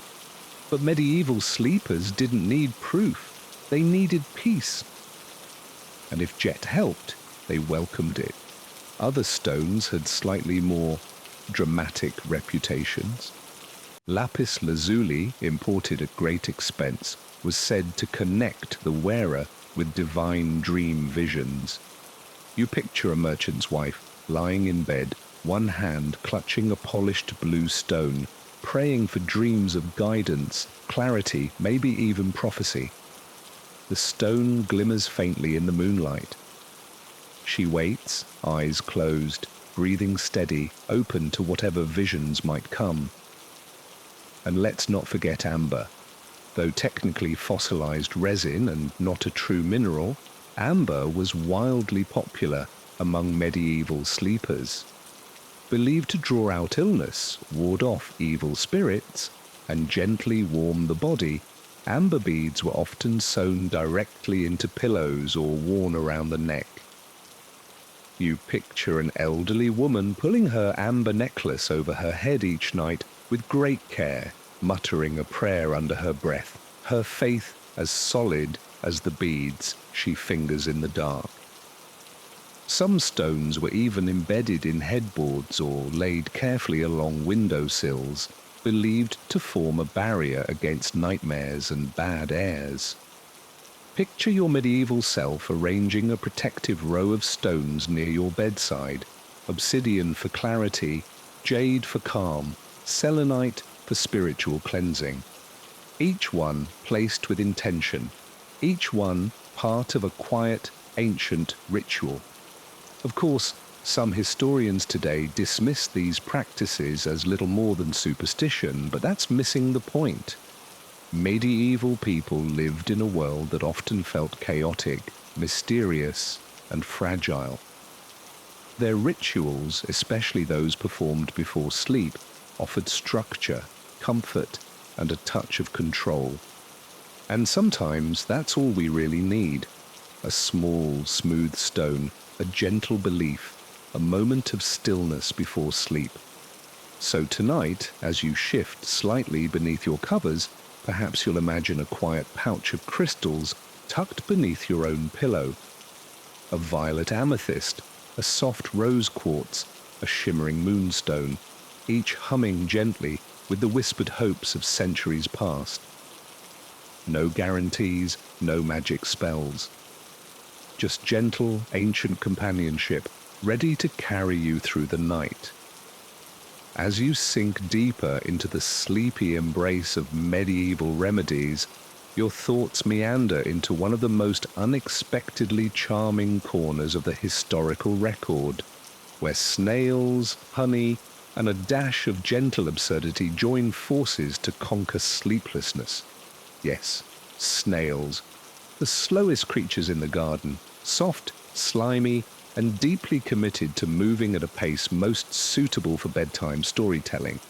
Tonight, we explore how these unlikely heroes became part of the medieval nighttime routine, nestled alongside pots of golden honey and other edible oddities.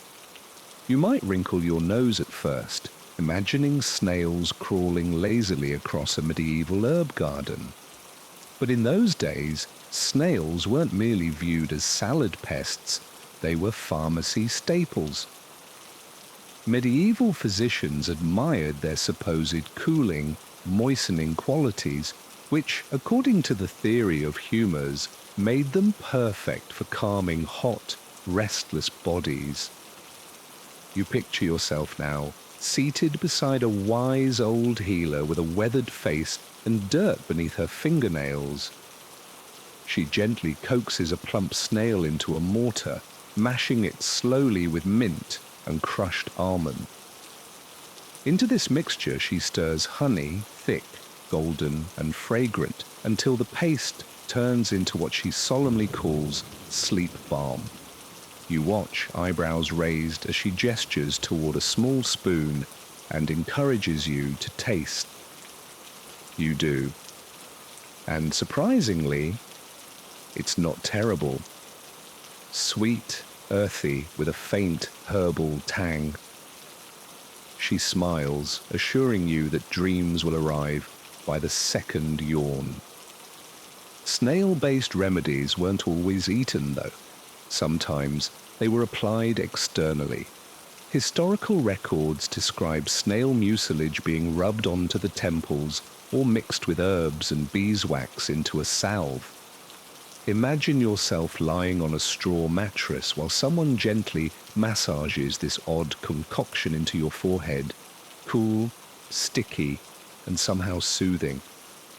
Medieval minds believed the slick texture had drawing properties, pulling tension out through the skin, leaving the mind blissfully blank. As strange as it sounds, snails were considered serious business. They were believed to bring down inflammation, reduce feverish energy, and soothe frayed nerves. And for those prone to overthinking at bedtime, a condition modern people know all too well, The slow, grounding properties of the snail were symbolically, if not chemically, persuasive. But snails weren't the only edible companions to medieval sleep.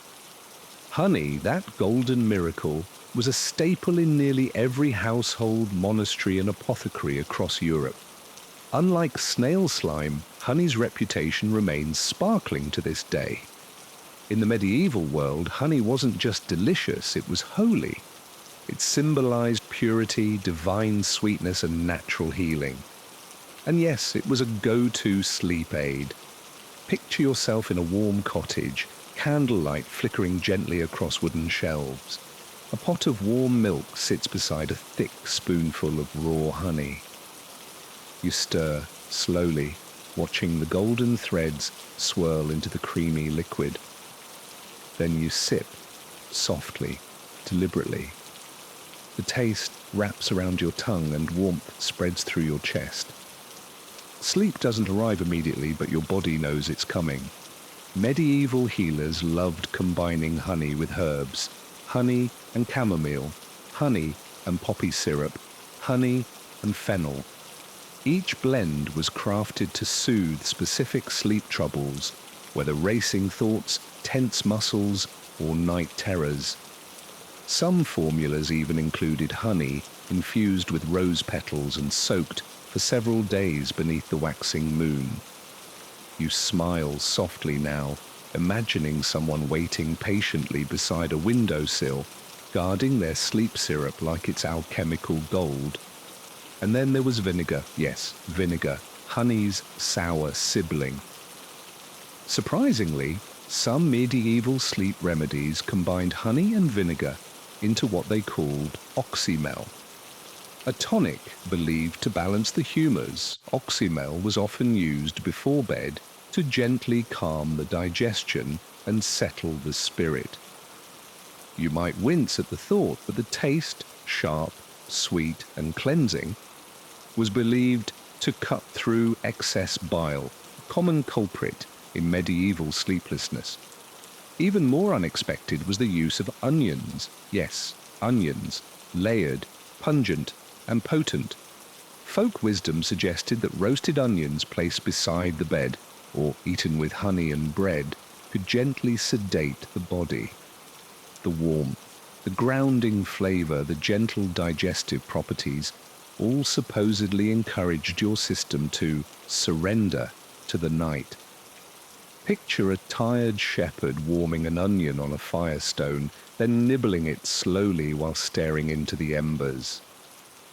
Not glamorous, but oddly cozy. Another delightfully strange recipe involved egg yolks mixed with sugar, ground poppy seeds and, you guessed it, honey. Beaten into a custard and warmed gently, this medieval sleep pudding was said to quiet the heart and sweeten the mind. You can almost smell it now, thick, creamy, lightly spiced with clove or nutmeg, served just before the fire burns low. Historians still argue whether these food-based remedies worked due to chemical interactions or simply the soothing ritual of preparation. Likely, both. After all, the slow act of cooking, the warmth of the ingredients, and the quiet trust in tradition created a bedtime atmosphere far more powerful than ingredients alone. These meals and tonics weren't just about sleep. They were about care, about sitting down at the end of the day, stirring something gently on the hearth, watching the shadows grow longer as your thoughts begin to slow. Whether it was snails, onions, honey, or herbs, the message was always the same. Your body matters. Your rest is sacred. So tonight, as you nestle deeper into the folds of sleep, perhaps you'll imagine a small ceramic cup in your hands. Inside it, something warm, something ancient, something sweetened by bees and stirred by candlelight. You sip slowly, and with each breath, the edge of sleep softens. The strange, gentle remedies of the past whisper quietly across time, promising that sleep, though sometimes elusive, is always within reach. Somewhere between the warmth of honeyed sleep potions and the cool stillness of stone-filled pillows, your mind gently wanders into the realm of stories. Tonight, the world grows quieter. Outside, the imagined medieval village settles beneath a thick blanket of stars, while inside, a small circle of sleepy-eyed listeners gathers near the hearth. It's bedtime, and that means one thing. It's time for a medieval bedtime story. You shift beneath your woolen blankets, listening as the storyteller clears their throat. A village elder, perhaps, or a travelling monk with a pack full of parchment and peculiar tales. Their voice is soft, rhythmic, well-worn like old slippers. And what they share is not a tale of war or courtly politics. No, bedtime stories in medieval homes were gentler things, strange, sometimes humorous, full of sleepy nights and enchanted woods, of dragons who needed naps and saints who dreamed with their eyes open. One such tale, often told to restless children and weary adults alike, was that of the sleepy hermit of Breton Hollow. According to the story, this hermit once slept so deeply that birds built a nest in his beard, and a wandering pilgrim mistook him for a moss-covered statue. Villagers came from miles away to learn his secret, and he whispered only this: "I do not resist the sleep when it arrives. I welcome it like a guest who never knocks." You can almost hear the quiet laughter of the villagers, the way the children's eyes slowly closed as the hermit's words drifted through the candlelit air. These were not tales meant to excite or dazzle. They were meant to lull, to rock the listener gently on a raft of imagination until sleep carried them away. Medieval bedtime tales often had moral lessons, yes, but they weren't always stern. Many stories featured animals with curious wisdom, owls that advised insomniacs, foxes who tricked sleep into arriving early, or cats who claimed to control dreams, which, let's be honest, sounds about right. You picture one tale about a noblewoman who couldn't sleep until she shared her bed with a snoring dog named Bernard, who apparently had the power to bark away nightmares.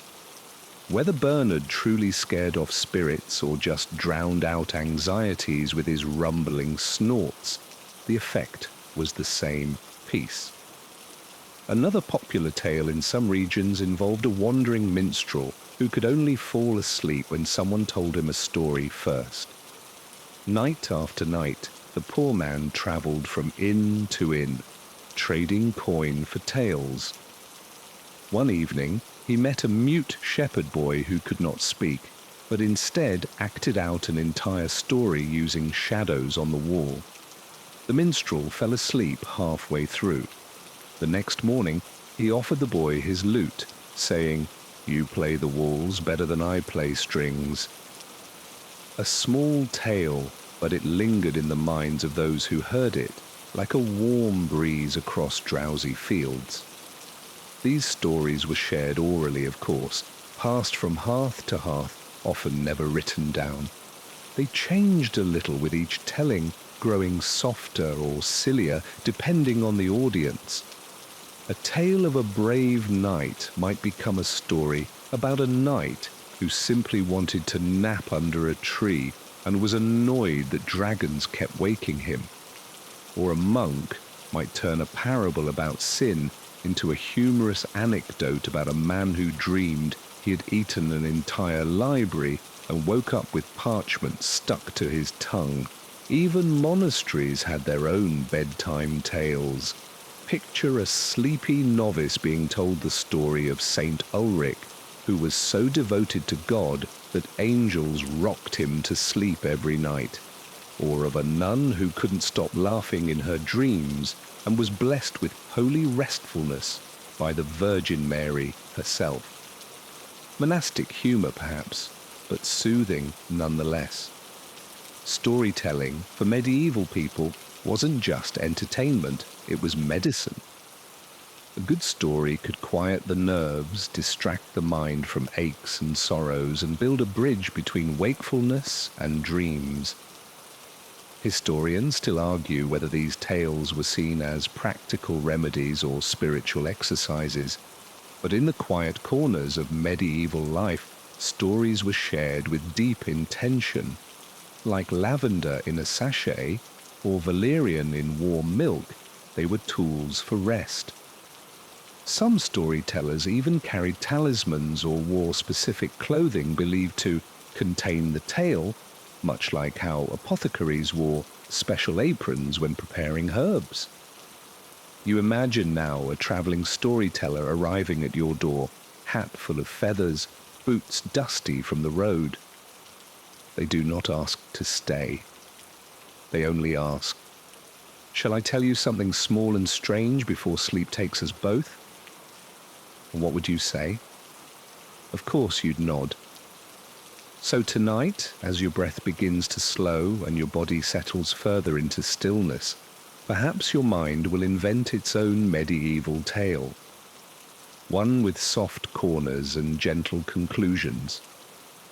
Perhaps it's about a cook who dreamed of a golden spoon that stirred dreams instead of soup. Or about a goose who flew all the way to the moon just to find a place quiet enough to nap. Whatever story comes to you, welcome it. Let it unfold slowly, like a parchment being unrolled. Let it speak softly, as if afraid to wake the house. Let it take your hand and lead you, just as those old storytellers once did, toward the edge of sleep and beyond.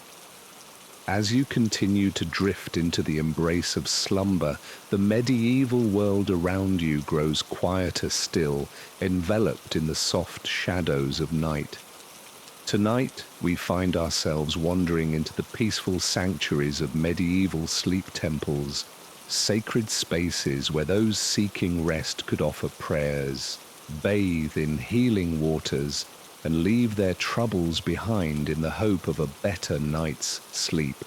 Imagine stepping into one of these hallowed halls, the air warm with the scent of incense and fresh herbs, the stone walls covered in intricate tapestries depicting scenes of peaceful nights and restful dreams. Sleep temples, although relatively rare, were places of reverence and respite for those in need of true, uninterrupted rest. Monks and mystics of the time believed that spiritual purity was intimately linked to physical rest, and these temples were designed with that in mind, sacred havens where the weary could seek not just physical sleep, but a deeper sense of spiritual tranquility. As you enter the temple, you are greeted by soft chanting, a gentle, rhythmic hum that fills the stone chambers. This was no ordinary meditation. It was believed that the vibrations of the chants, coupled with the calming ambience, could relax the nervous system and prepare the soul for a peaceful night's sleep.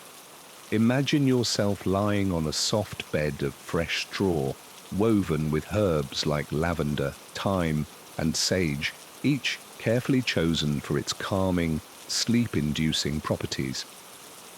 These beds were placed near quiet alcoves where dim candles flickered softly, casting long shadows on the stone walls. Medieval sleep temples were often located in remote areas, far from the hustle of village life. The monks and nuns who ran these places believed that true rest could only be found in solitude and stillness, away from the distractions of the everyday world. You picture yourself here now, drifting into a quiet room, away from the busy streets and clattering markets, where the only sounds are the soft rustling of leaves in the wind and the occasional chirp of a nightingale. To enter the temple, a ritual would begin. You were expected to first purify yourself, washing away the anxieties of the day in cool, clear water, often drawn from nearby sacred springs. You step into a shallow basin, feeling the cold water wash away the weight of the world, preparing both body and soul for the rest to come. The water was often infused with herbs believed to induce tranquility, rose petals for love, rosemary for remembrance, and perhaps a few sprigs of valerian for the deepest of sleeps. You gently rub your hands together, feeling the herbs release their fragrance as the water soothes your tired limbs. After your cleansing ritual, you are led into the sanctuary, an area adorned with carvings of angels, saints, and symbols of peace. In this space, silence reigns. It is a place where no words are spoken, only whispered prayers and thoughts of quiet gratitude. The monks who tended to these places knew that silence was not just a spiritual discipline. It was a powerful tool for calming the mind and inviting the body to surrender to sleep. But these temples weren't just places of spiritual reflection. They also incorporated medicinal herbs, balms, and oils known to ease the body's discomforts. Medieval remedies, though sometimes strange by modern standards, were often surprisingly effective in their simplicity. You imagine a gentle apothecary seated by the fire preparing a soothing balm made from beeswax, lavender, and chamomile, ingredients that still form the backbone of many modern sleep aids.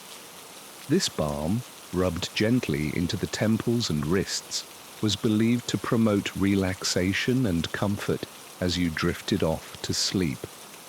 In some temples, it was believed that placing sacred relics near your bed could promote better rest. These relics, often housed in small, ornate boxes, contained the bones or personal items of saints who were thought to watch over those in need of rest. A small box with a relic might be placed at the foot of your bed, its contents a gentle reminder that you were cared for, protected, and that rest would come. As you lie here now, imagining yourself within one of these peaceful sanctuaries, you might notice that the very act of surrendering to the quiet rituals of the temple has begun to relax your mind. The gentle flicker of candlelight, the hum of distant chants, and the soft weight of the sacred relic at your bedside have all combined to create a sense of calm that fills you from head to toe. Yet there is one final element that made these temples unique: the practice of dream sharing. At the end of each night, those who stayed in the temple were invited to share their dreams with the abbots or abbesses. This wasn't just an exercise in spiritual interpretation. It was believed that sharing dreams aloud could help release the subconscious tension that often prevented a good night's rest. You picture yourself now lying comfortably on your straw bed, a dream slowly beginning to form. It is a dream of calm seas and distant shores, a dream where time slows and every moment feels timeless and serene. The following morning, after a peaceful night's sleep, you are encouraged to gather with others in the temple for quiet reflection.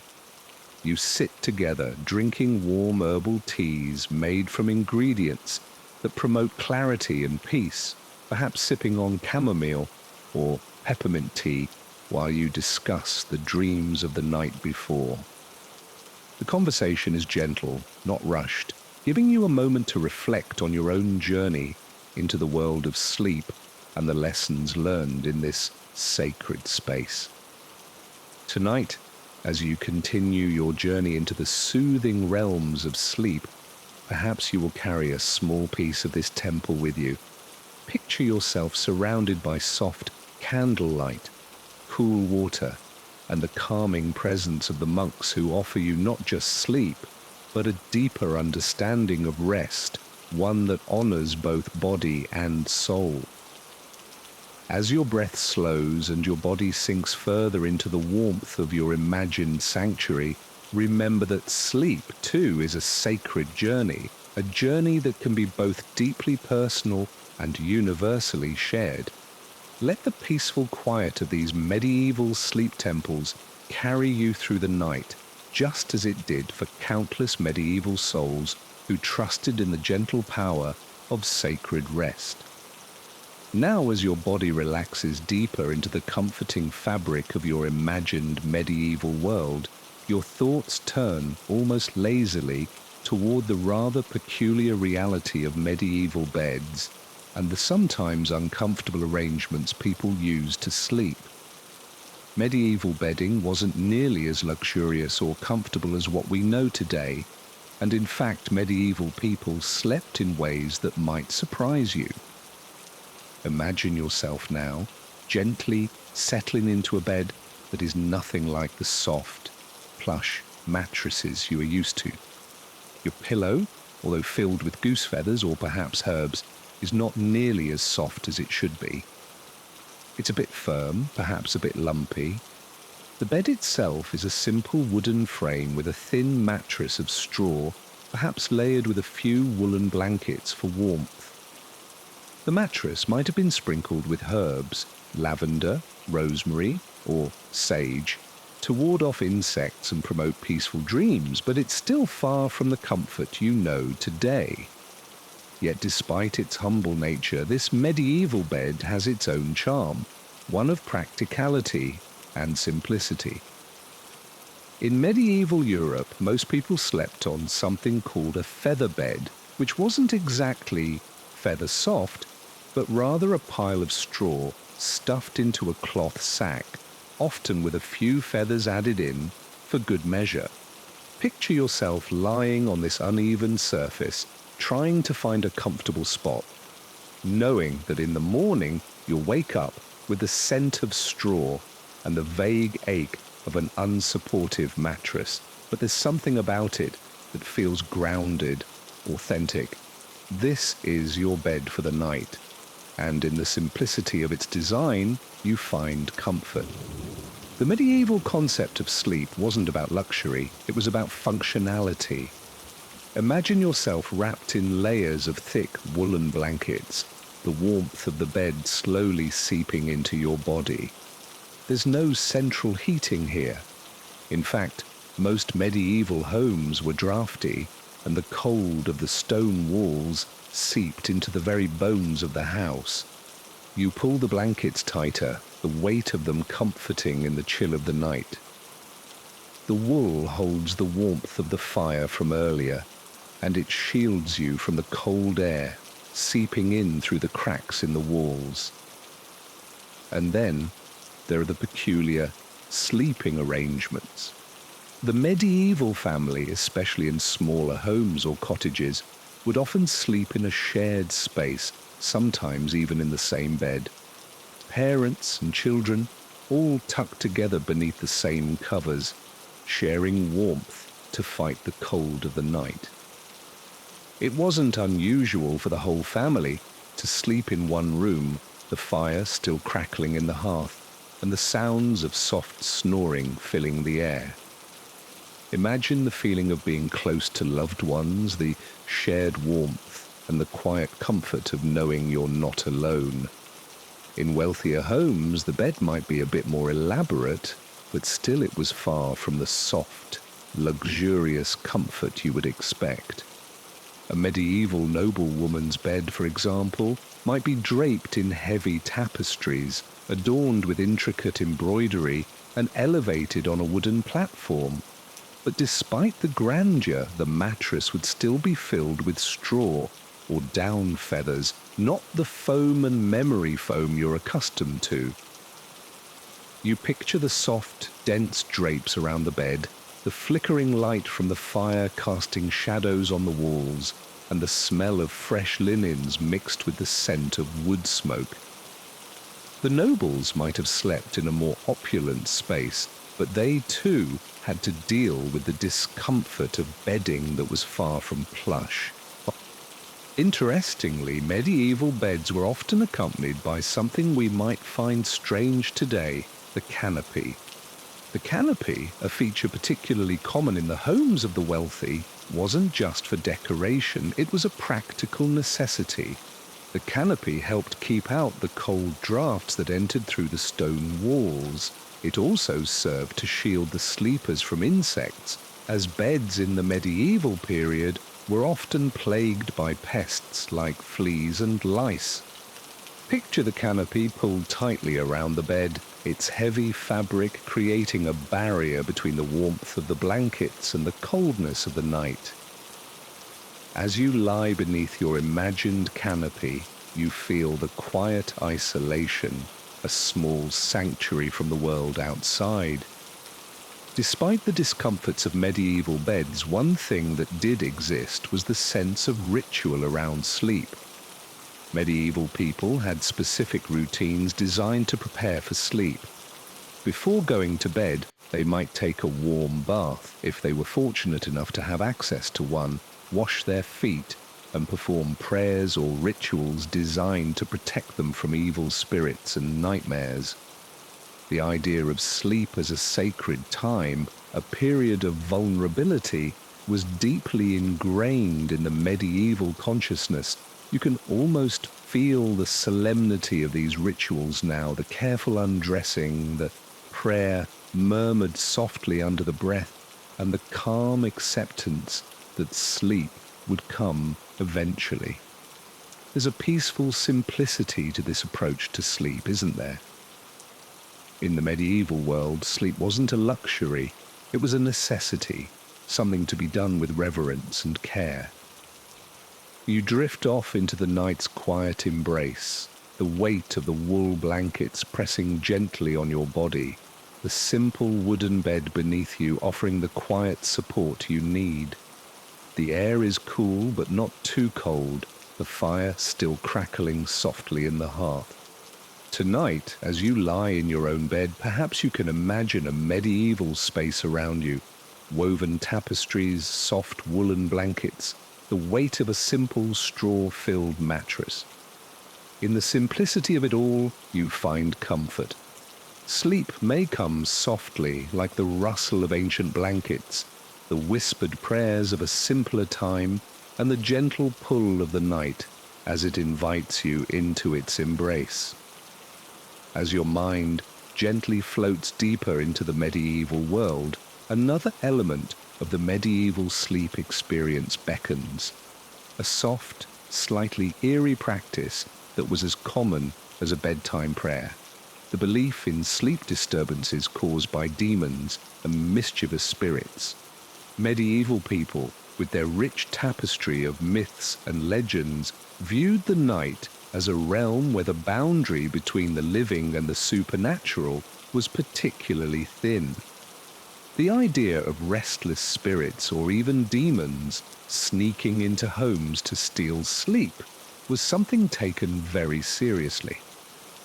But rather than being feared, these nocturnal invaders often took on an almost whimsical quality in medieval tales, blurring the lines between terror and gentle humor. Picture yourself now in the still of the night, a slight rustle at the edge of your bedchamber. Your breathing slows as you lay there, fully aware that the night's quiet is filled with more than just the sounds of a peaceful slumber. In the dark corners of your medieval cottage, you can almost feel the presence of a nightmare spirit quietly watching you. These spirits, it was believed, would sneak into the room, causing restlessness and waking nightmares. In some regions, these spirits were known as night hags or old hags, believed to sit on the chest of a sleeping person, making it impossible for them to breathe. You shiver softly at the thought, but also smile, as these creatures seemed far more like quirky characters from bedtime stories than genuine threats. But don't worry. In the medieval world, they had just the thing to protect you from these nighttime invaders. You imagine yourself, a weary medieval villager, settling into your bed, not only with the comforting weight of wool blankets, but also with a handful of garlic cloves tucked securely under your pillow. Garlic, the medieval protector of all things, was believed to ward off both spirits and ill health. Imagine the faint smell of garlic filling the room as you drift into sleep. The pungent odor keeping the night's mischief at bay.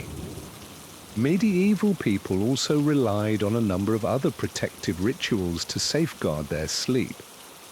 In some parts of Europe, it was common to place a small iron object, perhaps a horseshoe or a key, beneath the bed or above the doorway to keep evil spirits at bay. You picture an iron key, worn smooth by the hand of a householder, tucked into the corner of your bed frame, a silent guardian watching over you. Iron, unlike the more mystical substances like gemstones or herbs, was believed to have the power to repel dark forces, its hardness and coldness a perfect contrast to the ethereal nature of spirit. In addition to these simple physical protections, many medieval folks would say specific prayers before bed to prevent supernatural interruptions. These prayers were often whispered aloud or written down and placed near the bed. The belief was that reciting these prayers would call upon divine protection for a peaceful night's sleep. You imagine yourself softly repeating these words, your voice barely a whisper, as you tuck yourself beneath your blanket. The prayer calls upon angels to guard your dreams and banish any wandering spirits that might seek to disturb your rest. A soothing sense of calm settles over you, knowing that the ritual of protection, both physical and spiritual, has been performed. It's also worth noting that medieval people believed dreams were not just random occurrences, they were messages often sent by the divine or otherworldly forces. In the Middle Ages, it wasn't uncommon for people to seek out dream interpreters who could decode the meanings of their nightly visions. These interpretations could help them understand if they had been visited by a saint, a spirit, or even a demon. The medieval mind, steeped in a rich world of symbolism, saw sleep as a time not just for rest, but for divine communication. As your own dream world slowly begins to take shape, you might reflect on these strange but comforting beliefs. The medieval world had a way of weaving together the everyday with the supernatural, making sleep not just a physical act but a spiritual experience. And in some ways, this medieval blending of the mystical with the mundane may offer a kind of soothing reassurance. Imagine now that your dream is not just a random sequence of thoughts, but a message sent to you by a distant realm. Perhaps an angel visits you, gently offering wisdom wrapped in the softness of sleep. Or maybe you dream of a knight, weary from battle, who offers you a glimpse of peace before the dawn. Whatever it may be, the medieval world would have viewed it as a sacred moment, one to be cherished and interpreted. Sleep for them was a time when the soul could connect with forces far beyond the earthly realm. As the night deepens and the sounds of the medieval village fade into quiet, your thoughts drift toward the peaceful idea that sleep, no matter how restless it may sometimes feel, is always more than just an escape. It is a sacred, protected space where both body and soul find their rest. And tonight, as your breath grows steady, you may gently smile, reassured that the medieval protections, garlic, iron, prayers, and spirits, are still softly watching over you. Sleep doesn't come with a harsh jolt or sudden interruption. It arrives like a quiet guest, welcomed with warmth, comfort, and the gentle rituals of centuries past. You close your eyes, feeling the comforting presence of your medieval surroundings, a home of protection, peace, and rituals that promise sweet, uninterrupted dreams. As the final hours of the night draw near, A calm, soothing stillness wraps around you, bringing you closer to the gentle embrace of sleep. Now we reach the most comforting part of your journey, where medieval sleep practices, though grounded in simplicity, were profoundly tied to a sense of peace, a quiet surrender to the night. The medieval approach to sleep wasn't just a series of practical remedies, it was a ritual of quiet trust, an invitation to drift gently from the waking world into the solace of rest. Picture yourself now in the final moments of preparing for bed, a time when you've already settled into the rhythm of these soothing medieval practices. The fire has died down to embers, the last flickers of light dancing across the stone walls of your chamber. The faint scent of herbs and honey lingers in the air, a reminder of the soothing tonics you've consumed and the rituals you've performed. The blanket, warm and heavy, gently cradles you, yet even now, as you nestle deeper into this serene environment, you recall the gentle advice that medieval sleep experts gave. Do not rush to sleep, for the night does not hurry. This concept, this quiet acceptance, was central to the medieval approach to rest. Sleep wasn't something to be chased or forced. It was a quiet, sacred process, something to be awaited with patience, much like the dawn. You're not in a hurry to slip into slumber. Instead, you simply allow your body to sink deeper into the softness of your bed, feeling the weight of the blankets cocoon you in warmth, the weight of the day lifting from your shoulders. In medieval times, the preparation for sleep was often a communal experience. Families would gather around the hearth, exchanging stories or prayers, each one contributing to a shared sense of calm and comfort. The last words spoken before sleep were often quiet expressions of gratitude, thanking the divine for the blessings of the day and offering quiet prayers for protection through the night. These small rituals, while not extravagant, helped set the tone for peaceful sleep. You imagine the final murmurs of these medieval prayers now softly echoing in your ears, offering a sense of warmth and security as you drift closer to the edge of slumber. As you lie there, the ancient rhythms of medieval life wrap around you. The quiet tick of the old wooden clock, the gentle rustle of leaves outside the window, the soft crackling of the fire as it continues to burn low. All of these sounds serve as a lullaby, signaling that the day is complete and the time has come to rest. The medieval world, with all its rituals and beliefs, had a unique way of signaling the transition from the active day to the peaceful night. It wasn't just about getting to sleep, it was about preparing yourself to receive the gift of rest in the quietest, most sacred way possible. One of the most comforting parts of medieval sleep was the belief in divine protection. Many medieval people, as they lay down to sleep, trusted that angels or spirits would guard them through the night. They believed that as they closed their eyes, they were not alone in the dark. Imagine the quiet assurance that no matter what happened, a guardian angel was silently watching over you. This belief wasn't based on fear, but on the deep comfort of knowing that you were cared for, that your sleep was a moment of sacred peace. You feel a sense of calm as you lie in bed, wrapped in the warmth of your blankets and the protective energy of the night. Now, as sleep finally begins to slip quietly over you, you embrace the slow drift of your mind from waking thoughts to the tranquil world of dreams. The stories, prayers, and rituals that have guided you through the night slowly fade into the background, leaving only a gentle, peaceful quiet. It is the kind of sleep that arrives naturally without force, with the steady rhythm of a life well lived and well loved. Medieval people understood the importance of ritual in sleep, not just as a matter of practical necessity, but as an act of faith.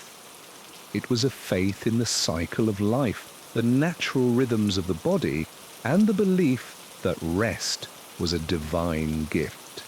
The gentleness of their sleep practices, whether it was the soothing effects of lavender and honey, the comfort of simple pillows and woolen blankets, or the quiet power of prayers and dreams, reminds us that sleep, in all its simplicity, is one of life's greatest gifts. So tonight, as you lay here beneath your imagined medieval sky, you feel that same faith, that same quiet assurance. Your body is at rest, your mind is calm, and the day's worries have melted away.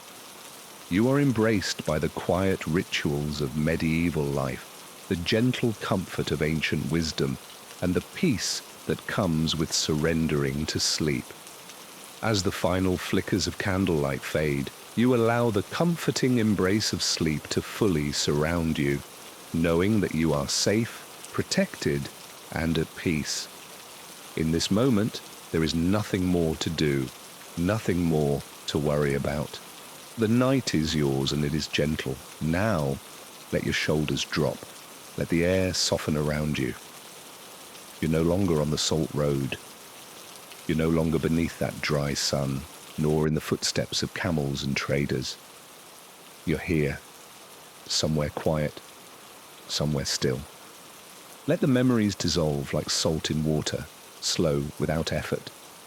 Inhale and feel the weight of the journey lift. Exhale and feel it settle into story. What was once a slab is now a thought. What was once a trail is now a whisper. You've carried salt across deserts, through marketplaces, past kings and monks, into homes and hearts. And in that journey you've touched something older than money, older than cities, older even than written time. You've seen how a single grain can build trust, how a slab can hold a marriage together, how a road of salt can last longer than stone. Let that knowledge ease your mind. Let it quiet the day behind you.